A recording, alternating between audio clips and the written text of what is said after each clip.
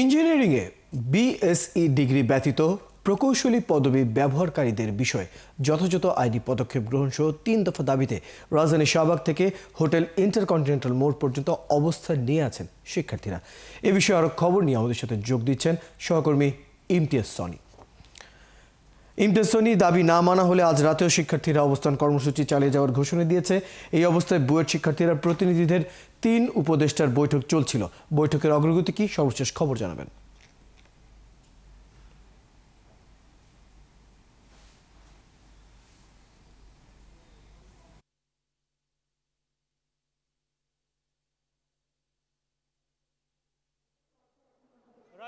বুয়েট শিক্ষার্থীদের আসলে নেতৃত্বে যেই প্রকৌশলী অধিকার আন্দোলনের যে আন্দোলনটা আজকে সকাল থেকে শুরু হয়েছে, লং মার্চ টু ঢাকা নামে, এটা কিন্তু এখনও চলমান আছে।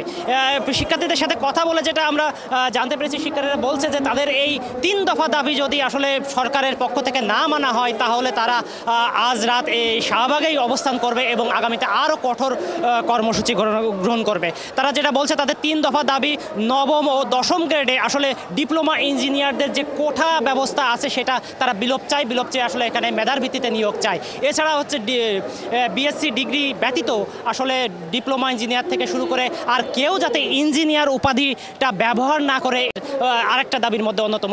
এই 3 দফা দাবির প্রেক্ষিতে মূলত আজ লং মার্চ টু ঢাকা ঘোষণা করে বুয়েট শিক্ষার্থীরা।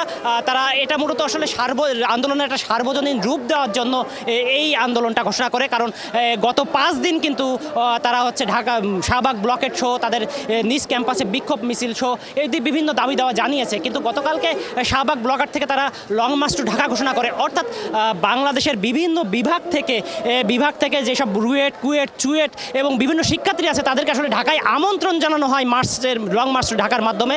এরপর আজকে তারা এই কর্মসূচি ঘোষণা করে।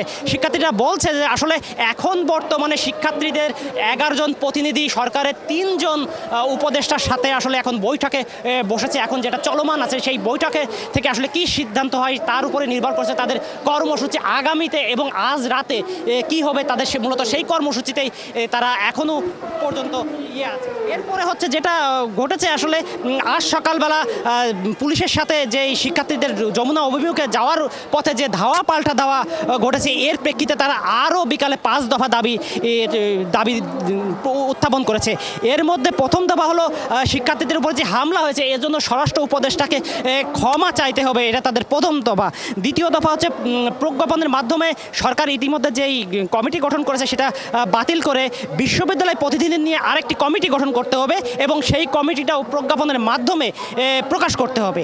আর তৃতীয় দফার দাবি হচ্ছে প্রকৌশলীদের বিভিন্ন সমস্যা সমাধানে 3 জন উপদেষ্টা আদিলুর রহমান, রেজওয়ানা চৌধুরী এবং আসিফ নজরুলকে এসে ক্ষমা চেয়ে তাদের সমস্যার সমাধান করতে হবে।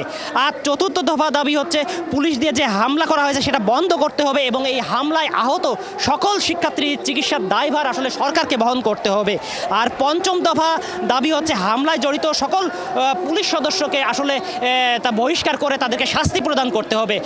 এই 5 দফা দাবি মূলত হচ্ছে তাদের 3 দফা দাবি বাস্তবায়নে এবং যে হামলার ঘটনা ঘটেছে সেই হামলার বিচারের দাবিতে তারা এই 5 দফা দাবি করেছে। তো সব মিলে শিক্ষার্থীরা বলছে তাদের মূলত দাবি যে 3 দফা দাবি, সেই দাবি সরকারকে মানতে হবে, না মানলে তারা আসলে এই শাহবাগ মোড়ে অবস্থান থেকে আর যাবে না। তো আজ সকাল থেকে শাহবাগ মোড়ে যেই অবস্থান কর্মসূচি, এর কারণে জানেন যে রাজধানীর গুরুত্বপূর্ণ এই সড়ক এবং এর সাথে যে ঢাকা শহরের বিভিন্ন জায়গায় যোগাযোগ সেটা হচ্ছে আপাতত বন্ধ আছে এবং এই শাহবাগ মোড় দিয়ে আসলে কোনো যানবাহন চলাচল আসলে করছে না। ইমতিয়াজ সনি, আপনি খবর রাখতে থাকুন, প্রয়োজনে পরবর্তীতে আপনার সাথে আরও যুক্ত হব। দর্শক, আমাদের সাথে আমাদের সহকর্মী ইমতিয়াজ সনি শাহবাগ থেকে যুক্ত ছিলেন। ইঞ্জিনিয়ারিং ইনস্টিটিউটে বিএসসি ডিগ্রি যে